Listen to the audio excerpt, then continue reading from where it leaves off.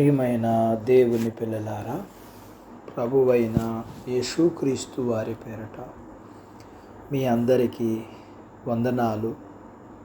ప్రభువారి పేరట మీ అందరికీ శుభములు, దీవెనలు కలుగునుగాక. ఈ ఉదయకాలం పరిశుద్ధ గ్రంథము నుండి దేవుని వాక్యాన్ని చదువుకుందాం. రోమీయులకు రాసిన పత్రిక 5వ అధ్యాయము 3-4 వచనాలు చదువుతున్నాను. అంతేకాదు, శ్రమ ఓర్పును, ఓర్పు పరీక్షను, పరీక్ష నిరీక్షణను కలగజేయనని ఎరిగి శ్రమల యందును అతిశయపడుదుము. దేవుడు తన మాటలు మన కొరకు దీవించునుగాక. ఆమేన్. ప్రియమైన దేవుని పిల్లలారా, ఈ దేవుని వాక్యం మనకు ఓర్పు కావాలని చెబుతుంది. ఈత నేర్చుకునే వ్యక్తి ఒడ్డున కూర్చుని ఈతను గురించి పాఠాలు చదువుతుంటే ఈత రాదు. నీళ్ళల్లో దిగి ఈదడం ప్రారంభిస్తేనే ఈత కొట్టడం అనేది నేర్చుకోగలడు. అలాగే ఓర్పు కావాలి లేదా నేర్చుకోవాలనుకునేవారు శ్రమలు అనుభవించినప్పుడు వాటి నుండి పారిపోకుండా వాటిలో నిలిచి ఓర్చుకోవడం చేస్తే ఓర్పు అలవాటవుతుంది. దేవుని చిత్తానికి జరిగించటానికి నిశ్చలమైన మనస్సు ఉంటే శ్రమలు ఓర్చుకోవడం మనకు మేలే కదా.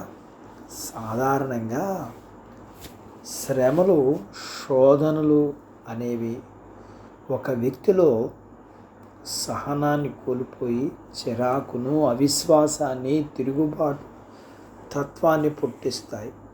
అయితే కేవలం ఆశ్చర్యకరమైన పవిత్ర కృప మాత్రమే శ్రమల ద్వారా ఓర్పుని నేర్చుకునేటట్లు చేస్తాయి.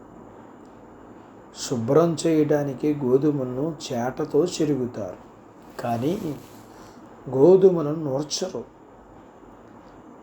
దేవుడు మనకి శ్రమలు అనే చేటతో చెరిగి ఓర్పు నేర్పిస్తాడు.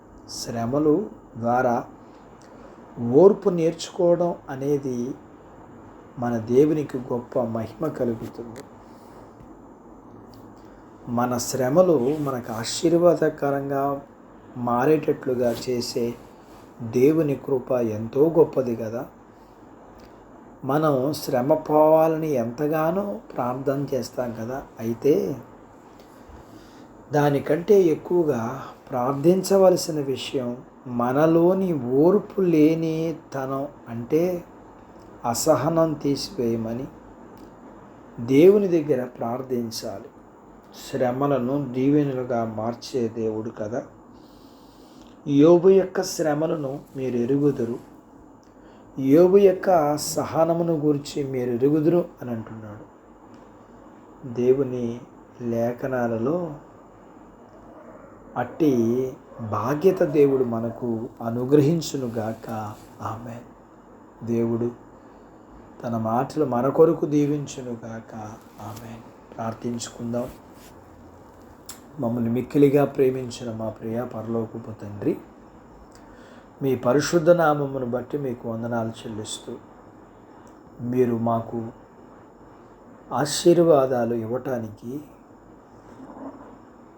ఓర్పు మాకు ఆశీర్వాదం తెచ్చిపెడుతుందని, మాకు మీరు ఓర్పును ఎలా నేర్పిస్తారో, ఎలా మీరు ఆశీర్వదిస్తారో మీరు మాకు మీ లేఖనాల్లోంచి మేము నేర్చుకోవడానికి సహాయం చేశారు. మీకు వందనాలు. నేర్చుకున్న దాని ప్రకారం జీవించడానికి కావలసిన మీ కృప ఇవ్వండి. ప్రభువా, మీకు వందనాలు చెల్లిస్తూ ఉన్నాం. ఈ సమయంలో నాయనా, మీ పిల్లలను వాక్యం విని నాతో పాటు ప్రార్థనలో ఏకీభవిస్తున్న ఈ పిల్లల్ని మీరు దీవించమని. ప్రభువా, మీకు వందనాలు.